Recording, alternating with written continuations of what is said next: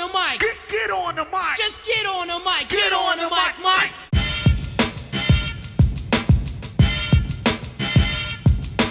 Hey everybody, what's going on? Welcome to Get on the Mic. That's where you put me in front of a microphone with a few notes, and I talk about some of the more interesting things that have happened throughout the world of entertainment this week, or whatever else I feel like talking about. As always, I am your host, the Reel Geno Reynolds, and today, I didn't think I was going to have a packed program this week, but a lot of news has happened the last couple days, and I have a lot to talk about. First, of course, we're going to start with what is DC doing. And you know what's funny is one of these weeks I may drop this segment and see if anybody notices.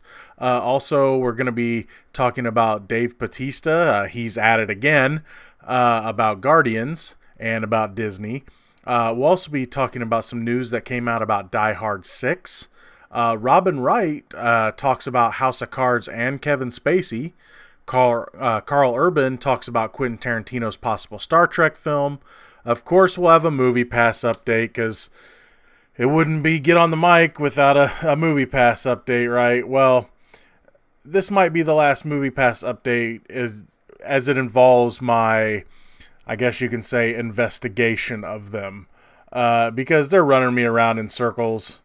So we're going to talk about that here in a bit, because they did, after last week's program, they did finally get back with me, but I will I'll continue the discussion of where our conversation went, and basically I can tell you it went nowhere, but we'll share it anyway.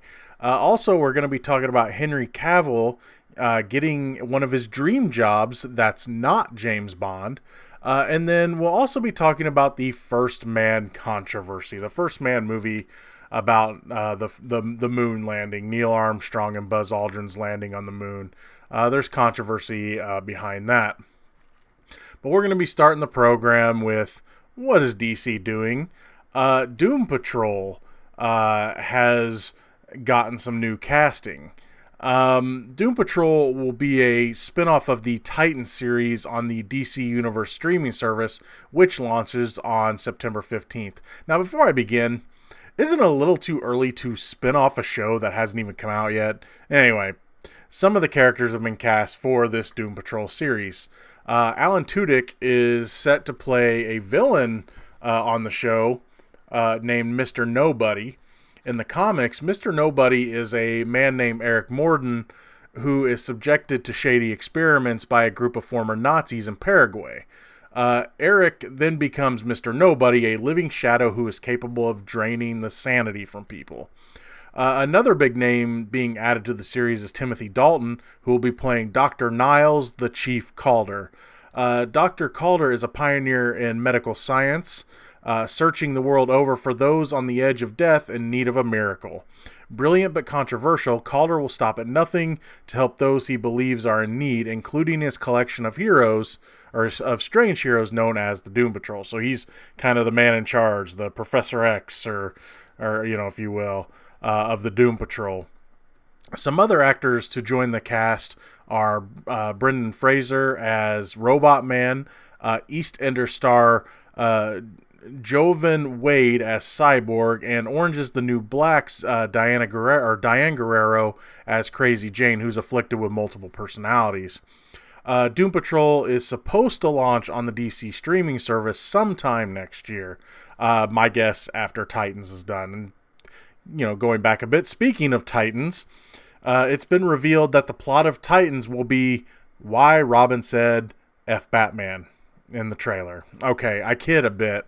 But the series is said to explore why Dick Grayson isn't on the best of terms with the Dark Knight. I would think it might be because Bruce Wayne takes orphan kids and subjects them to the borderline abuse he calls training. But hey, comics. And I'm a Batman fan, so what does that say about me? Anyway. When asked about Robin dropping the controversial, somewhat laughable line, come on, admit it, it's hilarious. The show's co-creator, Jeff Johns, said that's exactly the reaction he was expecting. He said, quote, "It is controversial. I think that was expected, though, you know. I don't think anyone was like, what? Wait, what? as I've been telling people, I'm like, not to take the trailer as this is the whole show, but I'm glad there's discussion, and there should be discussion about that and why we would go that direction and why Robin would ever get to that point. In the interview, he went on to explain how the show will cover how Robin got to the point where he turned on Batman and how he'll build himself up again. Quote, "A big part of the series that we're exploring is the moment that Robin left Batman. You're going to see what Robin's gone through and why he's gotten to that point, and I'm excited for people to see it. I don't think they really quite know what the show is, and it's going to be fun to watch." In the Titans, he was kind of a lost character. He was looking for what his next thing was, and the Titans individually are all lost, and they form a family, a surrogate family. I guess my biggest question is, besides where did Robin get his potty mouth from? Maybe it was from Frank Miller's All-Star Batman. Is Batman actually going to be on the show? I know it seems a bit taboo that Batman is ever allowed to be on a lot of these shows, but it almost seems like he has to be on this one. Unless somehow we never see him, like he's always hidden away from the camera's view or something. Titans is set to debut on the DC streaming service on October 12th. This is just a quick update.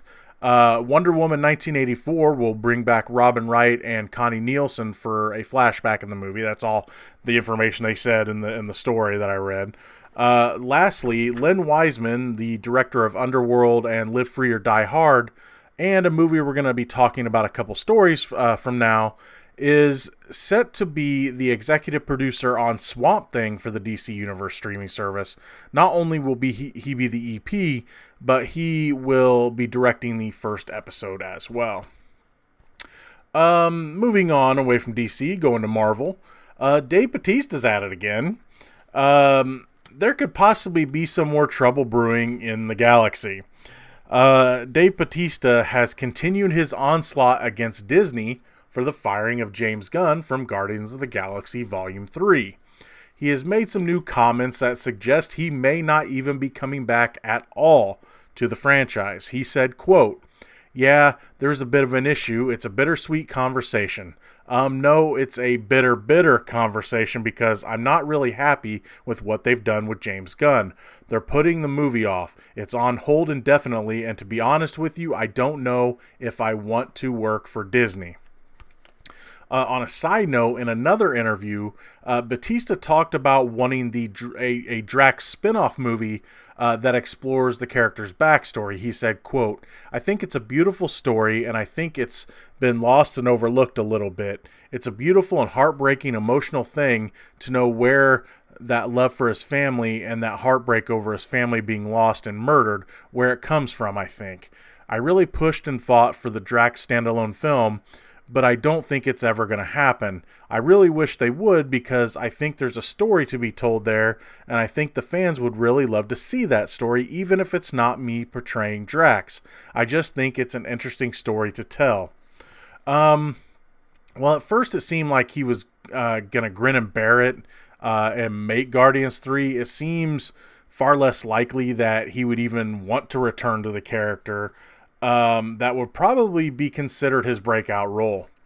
If he didn't come back, would Marvel recast the role or just kill off the character somehow?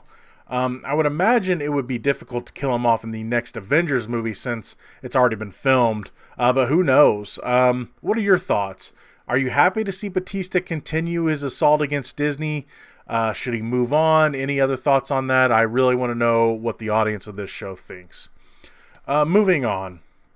Finally, it's been a while, but some news about Die Hard 6 has come out. The official title for the next Die Hard movie has been revealed, and thankfully they've dropped the silly Die Hard Year 1 name that was attached to it. According to the movie's producer, Lorenzo de Bonaventura, wow, that's a mouthful. In an interview with Empire Magazine, the movie's new title will simply be McClane. He said, quote, "You can tell our intention by the fact that the title page We handed in for the script says McClane. We want you to get invested in John McClane more than ever before. In the interview, he also confirmed that what Bruce Willis previously said about the movie a few years ago, that the story will, quote, bounce back and forth between present-day McClane and a younger McClane. He said, quote, I don't know how you do Die Hard without Bruce. Honestly, that's true. The idea that he's not very significant in this movie is not accurate at all. We're going to explore John McClane in his 20s, but just as prominent is the 60-year-old version. As of right now, Live Free or Die Hard director Len Wiseman is attached to direct the movie, and casting for the younger McClane is underway. While I know they were looking for someone to play McClane that's in his 20s, and this actor is almost my age, I would still go with Joseph Gordon-Levitt. Look-wise, he could still pull off the age of a man in his late 20s, early 30s. The part probably can use some star power, and for those that have seen Looper, you know he can be Bruce Willis. I also have to say that I'm not totally against the idea of this movie.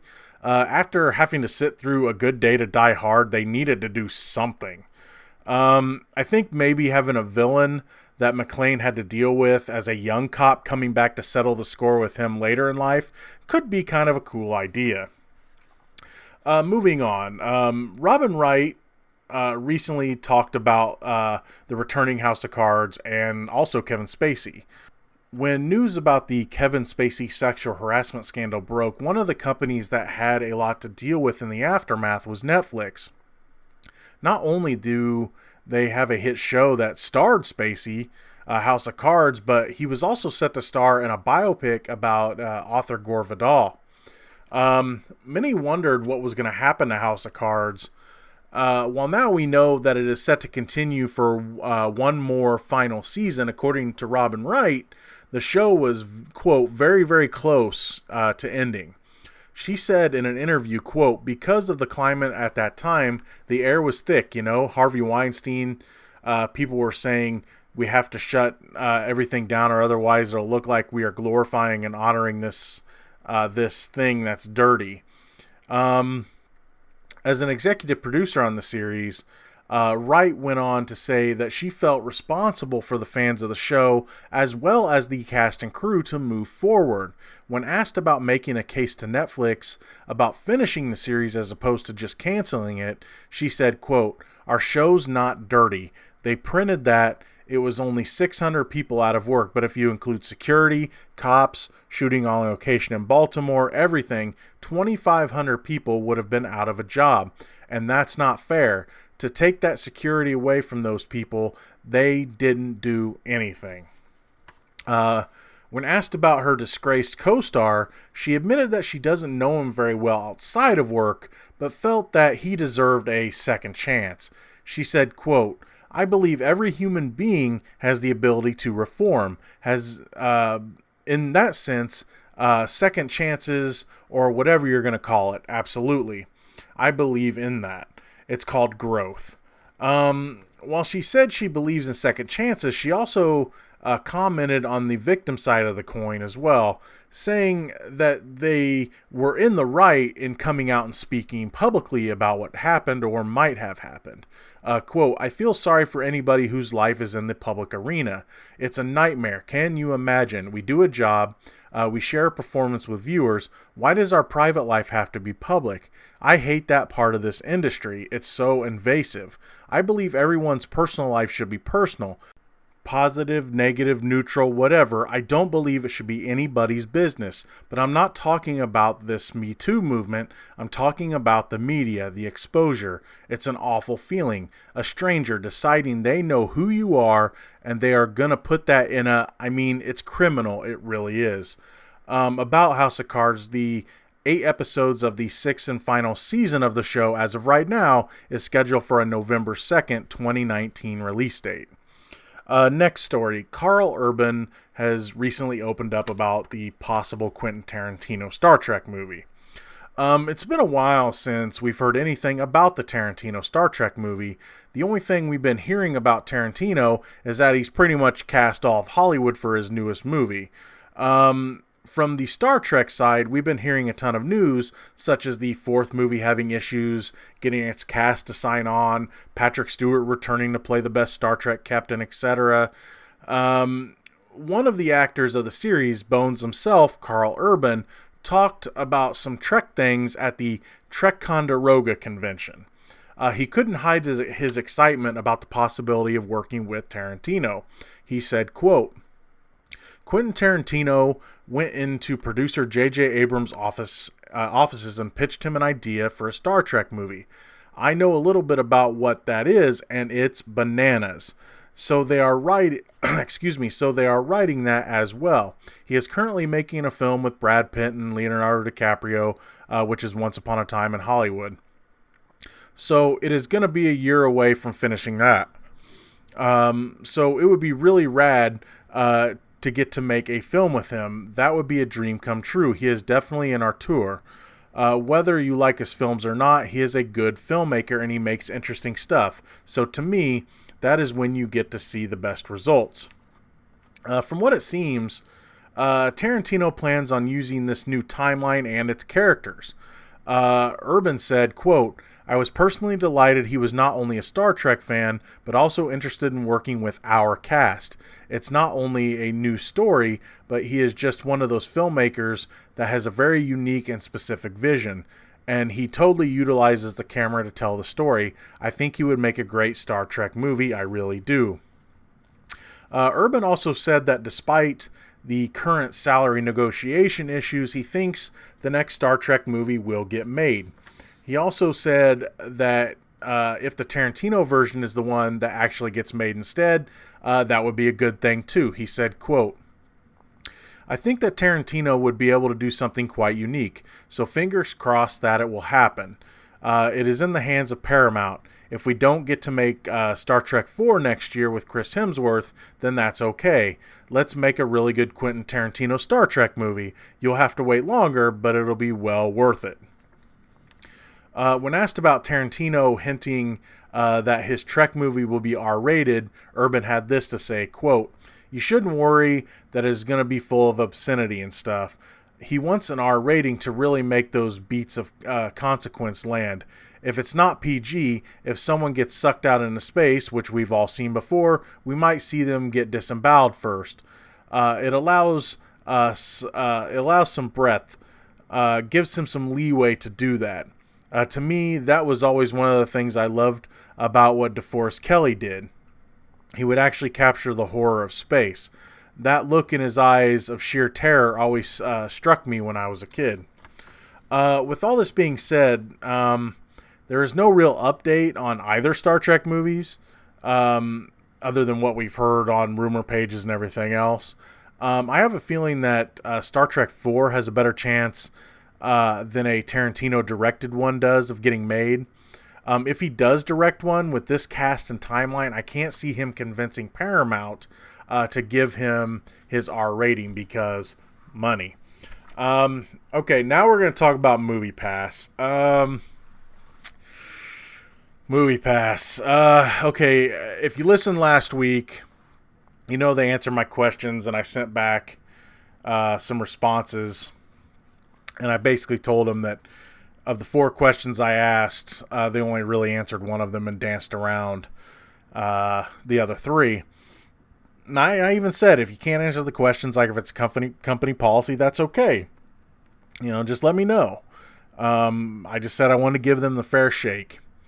So here's what I get in finally response after I recorded last week.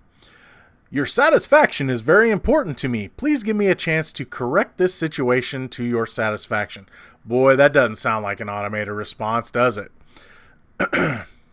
And they basically answered these the same way. For number 1, they said, Showtime availability will fluctuate throughout the day. We are unable to reimburse any purchase. And I didn't even ask about being reimbursed. I asked about my number 1 question. I said, I am asking why they are fluctuating, not that they can they or can they not? They'll fluctuate. Why? Well, they're not answering me. For number 3, my question was, I'm wanting to know how you determine which movies are allowed on which days, or if it's random. And they said, for the time being, we will be limiting films and showtimes that are available to members each day. We will have a number of films to choose from daily, including at least 2 blockbusters. For a scheduled and upcoming available release, for new releases, please check our daily schedule at. And again, it's in white text on a gray background. There's a link there. And my 4th question for them, I said, I'm not looking for supported theaters, but how you determine what theaters get what movies and what showtimes. And the answer I get, they can do that by searching the theaters and it'll appear on the app if there are movies playing. So I sent them a response saying that really didn't answer my questions, but that's okay. I was looking for the real details about how Moviepass makes its decisions. Thanks for your time. And I this is my favorite part. I don't think they like me too much after this. This is when I'm pretty sure I'm back to automation here, because it says, I hope I was able to answer all your questions today. Is there anything else I can assist you with? So I just say, no. And the response, wonderful news. Thank you for allowing me to resolve this for us.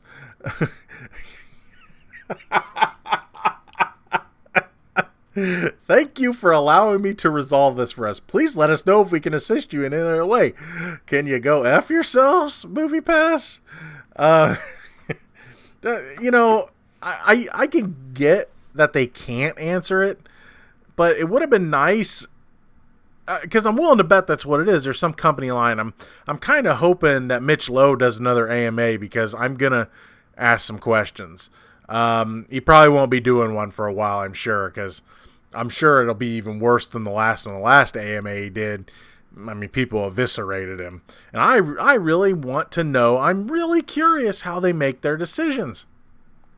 I want to know, do they have an algorithm? Is it random? Is it, how do they decide what theaters get what? I really want to know. I'm really curious.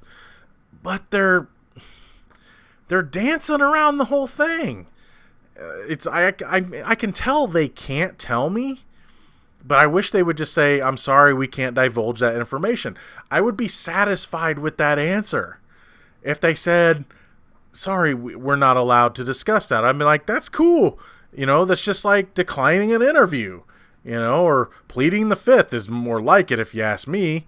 But yeah, I would have been more satisfied with those kind of answers. I want to sit down with someone from Moviepass, and not over an app, because then they can't be automated. One thing I may try to do is find contact information for Mitch Lowe. It's got to be out there somewhere. And I will draft a letter, and I'll be nice and courteous, kill him with kindness, as Mom always says. But I just want to know. I'm not trying to eviscerate these guys, even though deep down I kind of want to. I really just want to know how they are making these decisions. Why are they changing so much? How are they changing? How are they doing this? How and why? And I just want to know all this stuff, instead of just leaving everyone in the dark and saying that they're satisfying their customers, which they are not. I really just want to know how they are doing this. That's just the how really interests me. But as of right now, until I decide to go back at it again with them, I'm just going to report what I see news stories on. I'm not going to try to contact them over the app again, because they're just, I don't like to dance, and I'm tired of the dance. So yeah, Moviepass and me when it comes to the app, unless I have a question, which as of right now, I don't really. The only questions I have is for those that have answers, and the first step to being able to get those questions answers is finding the right person to contact is just sure as hell ain't over the app. So that's all from Moviepass for now, unless I said a story comes up or they end up going under or whatever, which honestly will probably be... I don't want to make a real prediction saying like the end of the year, because I have a feeling they'll make some more changes before the end of the year, so I can't really judge it with what we know now. I mean, it could get worse. It could get better. You never know. I hope it gets better. I mean, I would like to keep the service and use it. And I'd still keep A-List. And, you know, I want to just be able to cover all my movies so I can review them, you know. So anyway, that's all from Moviepass for now. Let's move on to another subscription service, to Netflix. Henry Cavill has gotten his dream job. That's not James Bond.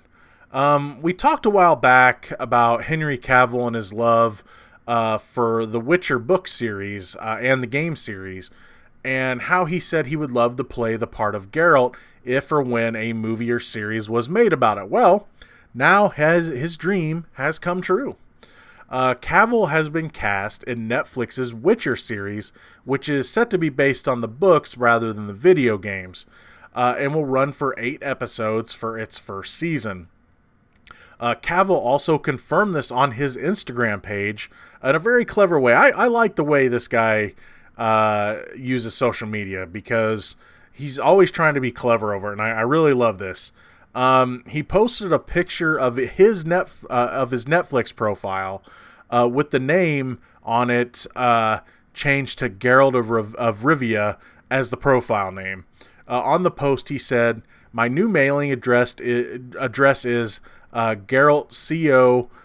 Vesmir Care Morhen Care Morhen Valley Hirsch Cadwin.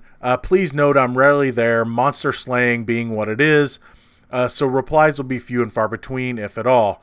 At Netflix, hashtag Witcher, hashtag Geralt of Rivia." Now, I probably pronounced some of those things and they're wrong. I've never played The Witcher. Yeah, well, I don't know much about the series. I'm down for Cavill pursuing a passion project that is also a fantasy television series with Game of Thrones ending. And yes, I know they're getting their spin-off series or whatever. I could use another fantasy series as I'm waiting for Game of Thrones to end, the new series to begin, and also the Lord of the Rings series on Amazon.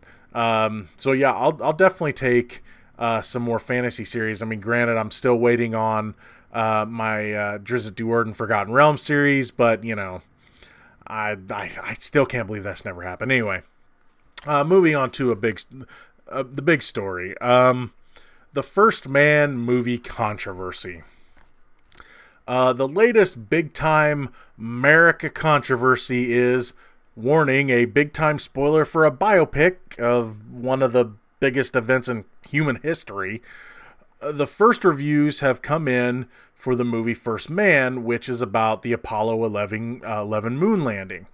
I'm not going to be talking about those reviews because, well, I won't read any of them until I get to see the movie myself. What I want to talk about is the controversy behind the movie itself, or at least one scene. Again, spoilers for American history. Some reviewers have pointed out that the movie does not show astronauts Neil Armstrong and Buzz Aldrin planting the United States flag on the moon, but it does show the flag in some shots. What some are up in arms about is that it neglects to show the planting of it. The movie's director, Damien Chazelle, whose father is French and his mother is Canadian, and he was born in the United States, just as a side note, had this to say about not including the moment. Quote, "The flag being physically planted into the surface is one of several moments of the Apollo 11 mission that I chose not to focus upon. To address the question of whether this was a political statement, the answer is no. My goal with this movie was to share with audiences the unseen, unknown aspects of America's mission to the moon, particularly Neil Armstrong's personal saga and what he may have been thinking and feeling during those famous few hours." Excuse me. The movie star Ryan Gosling also chimed in on the controversy. He said that the moon landing, quote, transcended countries and borders and was, quote, widely regarded in the end as a human achievement, and that's how we chose to view it. He also said that he didn't feel that Armstrong, quote, viewed himself as an American hero, and added, quote, from my interviews with his family and people that knew him, it was quite the opposite, and we wanted the film to reflect Neil. So that's one side of the coin. The other side are those that think this is Hollywood showing their true colors. Fox and Friends host Ainsley Earnhardt linked the film to acts such as protests by NFL players. She said, quote, they don't think America is great. They want to kneel for the flag, for the anthem. It was never great. They're scared to use the American flag. It's Hollywood. Another person commented on that side of the coin. Florida Senator and failed presidential candidate Marco Rubio also commented. He said, quote, this is total lunacy and a disservice at a time when our people need reminders of what we can achieve when we work together. The American people paid for that mission on rockets built by Americans with American technology carrying American astronauts. It wasn't a UN mission. Shockingly, this is one thing that President Trump hasn't commented on by the recording time of this podcast. He has not commented on it yet, but his son did. He said in a tweet, quote, only in Hollywood. What an embarrassment. Hashtag proud American. Trying to calm the waters, or in this case, the rocky surface of the moon, Neil Armstrong's sons, Mark and Rick, commented as well. They said, quote, this story is human and it is universal. Of course, it celebrates an American achievement. It also celebrates an achievement, quote, for all mankind. As it says on the plaque Neil and Buzz left on the moon. So, there's a lot there, to be sure. But I'm not done. Depending on who you listen to, the other man on the moon, Buzz Aldrin, either supports or is pissed off about the movie. In a tweet, he posted a picture of him and Armstrong planting the flag with the hashtags proud to be an American, freedom, honor, one nation, Apollo 11, July 1969, road to Apollo 50. My thoughts on this are similar to Neil Armstrong's sons. While I get that America did it first, them just getting there was a big step for all mankind. Granted, this is a biopic, and I feel that as a biopic, it should show as much of true history as possible. If they would have omitted showing the flag at all, that might be a problem. That may be considered a statement. But again, reports from critics are saying that the flag is visible. I think I would rather judge the movie by how good it is than by one missing detail. Would I rather be there? Sure, because, well, it happened. But if the movie's good, and I don't think if the movie's good, I don't think it'll be an issue. We'll see when the movie comes out in October, though. You never know. Them not seeing them plant the flag, might just ruin the entire film. I seriously doubt it. But I'm kidding. I seriously doubt it. But, I just want to judge it for myself. I have a feeling that the movie is going to get its point across. And really, I think this is just people overreacting. I would love for Buzz Aldrin to really chime in and not just post a picture. I mean, maybe he thought he was being clear. I don't know. Or maybe he's just trying to be vague and play the middle. I don't know. I would really love to hear what he has to say. But we've heard from Neil Armstrong's family, the family of of who the movie's about, and they probably know their dad better than anybody. I remember also reading when I was doing research for this that the sons loved Claire Foy's performance as their mom, and said, since they just lost her not too long ago, that Claire Foy did a fantastic job and reminded them so much of their mom. So I'm really looking forward to seeing this movie. I have a feeling that it's not really going to be a big deal once it comes out. But then again, you never know because politics. Now, you probably thought, well, that was the big story. We're going to move on to quick hits. But no. See, the First Man controversy was going to be my final story. It was going to be the big ending story. Until I heard a rumor Wednesday night. I stumbled across it on Facebook. You know how much I hate Facebook. But I was checking something and I was like, wait, what's this? It was a link to a rumor. So we're going to talk about it. Surprise! The rumor. Again, big rumor. Big quotes. Rumor. Michael Bay's Netflix movie surprise. Now, I got to go back to a former program. I don't remember which one because I can never remember what I talk about on what number program. I mean, we're in the 40s now of how many of these I've done. So I don't know how many or what program I said what, and I can't remember what my first program was about, and I really don't want to go back and listen to it because I'm afraid how bad it is. But anyway, we talked a while ago about Michael Bay working on a movie for Netflix starring Ryan Reynolds and Dave Franco called Six Underground. There's a bit of a rumor out there that the title is just one big cover-up.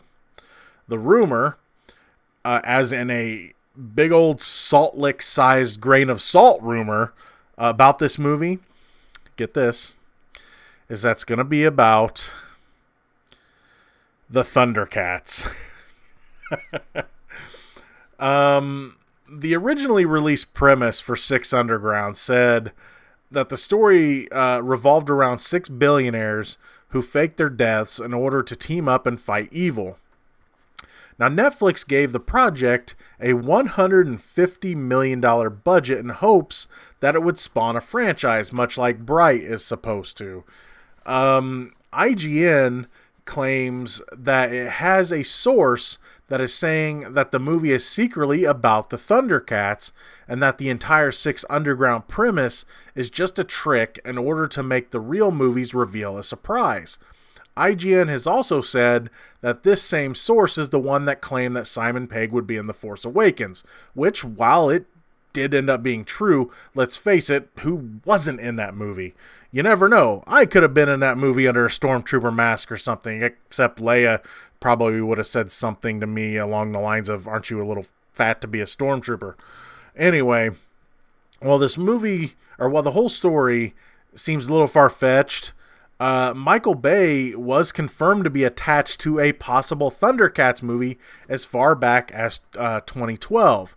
Along with Ryan Reynolds and Dave Franco, Melanie Laurent, who was in Inglourious Bastards, Adria Arjona, who is in Pacific Rim Uprising, and Ben Hardy, who is Angel in X-Men Apocalypse, are also attached to the project.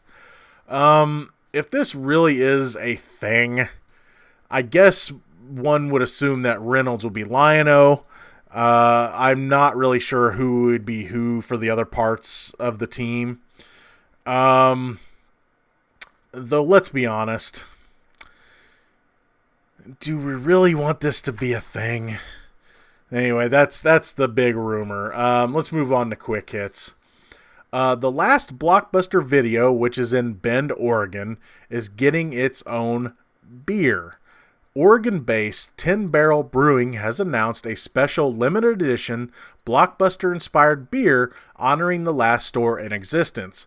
The beer is a Schwarzbier based on the brewery's Sinister Black Ale with nuances of red licorice and is named, what else, the last Blockbuster in honor of the store. Good luck getting the beer because it will first be available at a special block party hosted by the actual last Blockbuster Video store on September 21st, but then only available for a limited time at 6 of 10 Barrel Brewing's brew pub locations in Oregon, Colorado, Idaho, and California. So, my question is, do I have any friends in Oregon, Colorado, Idaho, or California? CM Punk didn't show up at the All In wrestling event, so I guess he and Colt Cabana really aren't friends anymore, and the case is real. Still, if only my theory would have happened, it would have been amazing. Damon Harriman, who was Dewey Crow on Justified, has been cast to play the same character in 2 different mediums, at least if the sources are correct anyway. Now, he has officially joined the cast of Quentin Tarantino's Once Upon a Time in Hollywood because, again, who hasn't? And unofficially joined the cast of David Fincher's Mindhunter Season 2. The part that he's going to be playing?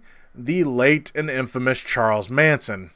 If the stories are true, he will be playing the role of the same character in 2 different time periods. For Tarantino, it will be in 1969, and for Fincher, the early 80s. Broadway star Kylie Curran, who played young Nala on Broadway's The Lion King, has joined the cast of Dr. Sleep as Abra Stone, a character that also has The Shining along with her uncle, Danny Torrance. As we already know, the now adult Torrance will be played by Ewan McGregor. Also joined in the film is Rebecca Ferguson, who plays the villain cult leader Rose the Hat. MMA fighters Chuck Liddell and Tito Ortiz have hated each other for years and are set to fight again on November 24th. So, it was kind of funny that I stumbled across a movie poster for a movie called Silencer that has both of them on the cover together. I almost didn't recognize Liddell without his trademark mustache, by the way. I don't know if they're friends, foes, or what in this movie, but you better believe I'll be checking out this B-rated or possibly less rated action movie as soon as I can. The movie also stars Danny Trejo and is available now on demand. Fun fact, Liddell and Ortiz were also in the 2003 Jet Li DMX movie Cradle to the Grave together as well, but I think they still may have been friends at that time, but I'm not sure. They didn't first fight until 2004 at UFC 47. Quick update to the Fox News movie. The Fox News Roger Ailes movie will now officially be called Fair and Balanced, but I'm willing to bet that it really won't be. Steve Guttenberg has confirmed that a new Police Academy sequel is in the works, not a remake. Guttenberg, who played the wisecracking officer Kerry Mahoney in the originals, revealed this to a fan over Twitter. He said, quote, "The next Police Academy is coming. No details yet, but it is it is in a gift bag being readied. There's no real details about the movie, especially who might be returning from the original cast, and this would be the 8th movie in the series. NBC's Law & Order will be adding a new series in the future, Law & Order Hate Crimes. While not much is known about the upcoming series, we do know that it will have a 13-episode first season, and the characters will be introduced on Law & Order SVU. I'm still mad that the original series got canceled, because it was just getting good again, and then poof, it was gone. After being stolen from the Judy Garland Museum in Grand Rapids, Minnesota in 2005, the famous ruby slippers that she wore in the film have been recovered. The FBI announced on Tuesday that it had recovered the costume pieces during a summer sting operation. It turns out that the theft was an attempt to extort the Markle Corporation, the owners of the slippers. Multiple suspects have been identified, including those involved with the initial theft and the more recent extortion attempt. The pair is one of 4 in existence. At least 2 others are owned by private collectors, including a joint ownership by Leonardo DiCaprio and Steven Spielberg for display at the Academy Museum of Motion Picture. Another is at the Smithsonian. I'm sure they hit a dead end in the investigation when Dorothy melted the prime suspect.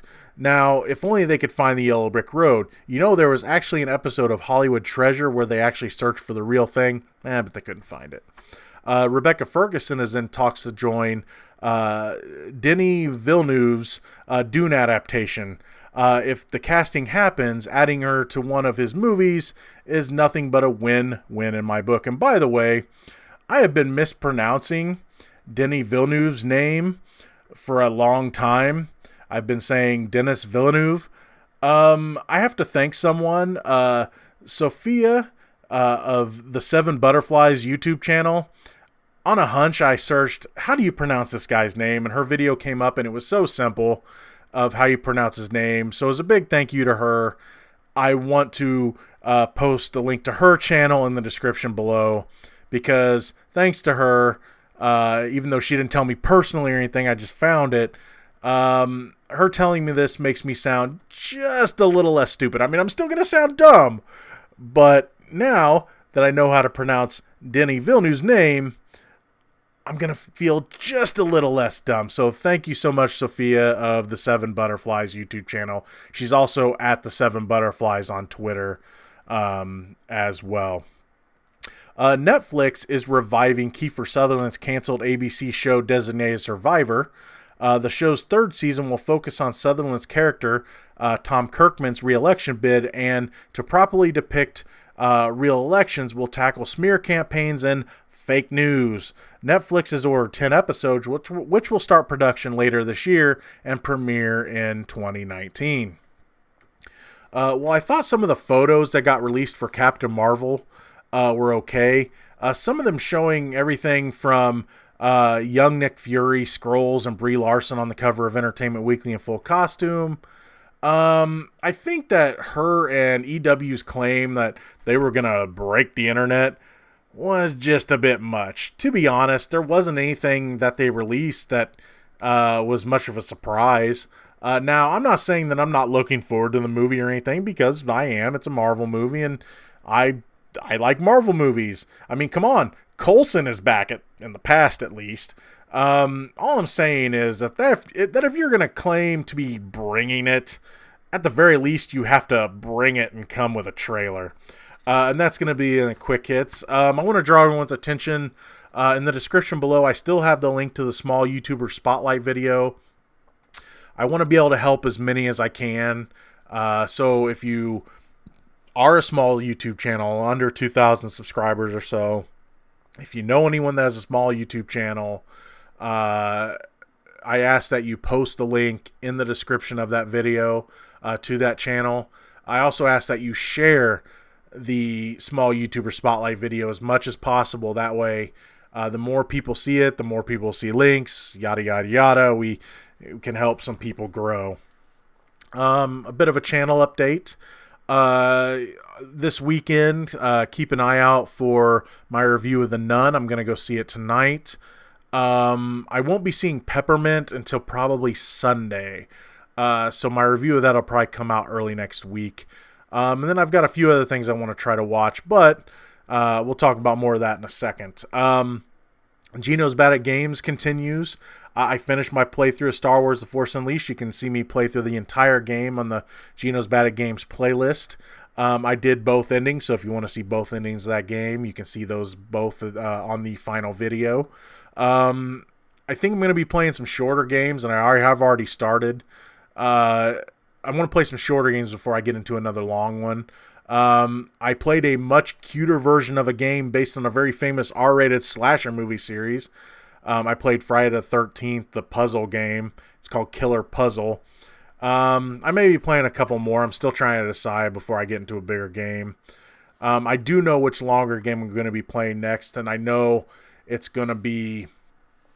I have a feeling it's going to be a tearjerker. It's one I've been wanting to play for a long time, and I'm really looking forward to playing it. But I need to clear my palate of a longer game for a bit and play some short games just for a little bit. Crossing Streams, an update on that coming soon. I'll be taking a look at Iron Fist Season 2. I should have that review out next week because I'm going to try to watch the majority of it this weekend and finish up probably Sunday or Monday. I'm hoping that it'll be better than the first season, and I'm also hoping that I'll be able to get out that review faster than the last two Netflix superhero show reviews I did, and that being the case, my reviews for Jessica Jones and Luke Cage Seasons 2 are up on the playlist as well. My review of the first episode of Rise of the Teenage Mutant Ninja Turtles. And also, you can see my review of the part one. They don't call them seasons. It's part one of Netflix's Disenchantment as well on that playlist, on the Crossing Streams playlist. If you want to find any video that I'm involved in on YouTube, whether it be on Brad's channel or any other channel, also if you want to find some people's videos that are I consider under the GB3 umbrella, which is Bill's stuff, and I have Crimson, my artist, on there. My friend Aaron's on there. So any of those videos, if you want to find that stuff, find the playlist GB3 Family on this channel, and you'll be able to find anything I've been involved in or anything I consider under the GB3 umbrella, the Geek Be Cubed umbrella. Also follow me on Twitter, and I'll say follow me on Facebook. I'm starting to take aim at Facebook a little bit, seeing how much I can get away with without getting in trouble. I am posting stuff on the Reel Geno Facebook page again, even though I don't like it. I'm doing it anyway. So if you want updates, especially on Twitter, if you want updates with what's going to be happening with the channel, or if I'm going to be working with other people or something like that, definitely follow me on Twitter. And yes, you can follow me on Facebook as well. I want to draw your attention to Heisenerd's channel, my friend Bill. Heisenerd, that's Heisenerd. Over on his channel, he just finished playing through Castlevania 2, Simon's Quest, the redacted version. He also played the randomized version of Dragon Warrior for a bit in anticipation of Dragon Quest XI. But now he got his hands on Dragon Quest XI, so we may never hear from Bill again. A while ago, Bill and I continued playing the remake of Shadowgate. We're taking probably another break from that for at least one playthrough session, because that game takes a lot out of you. But make sure to check out our 2 playthroughs of that. Again, you can find those on the GB3 playlist, or you can find them on his channel. We're going to be playing something next Monday night around 8 p.m. Central Time over on his channel. We're not sure what we're playing yet. We're coming up with a few ideas. We're making sure everything works. I know what I want to play, but if we don't play that, we got to come up with a backup plan. But anyway, we're going to be playing something on Monday around 8 p.m. Central Time over on his channel. Again, that's Heisenerd. Heisenerd. That's going to be all for the show this week. Thank you so much for listening. Again, there was a lot of news today, and I thought it was going to be a short show today, and then boy, did the news flood in. So, as always, thank you so much for watching, and thank you so much for listening. And that's going to be all for this edition of Get on the Mic. If you like what you've heard here, please subscribe to the Reel Geno YouTube channel, like this video, and if you have anything to say about any of the stories that I talked about, please feel free to leave a comment in the section below. Until next time, as always, I am your host, the Reel Geno, Geno Reynolds. See you later. Peace.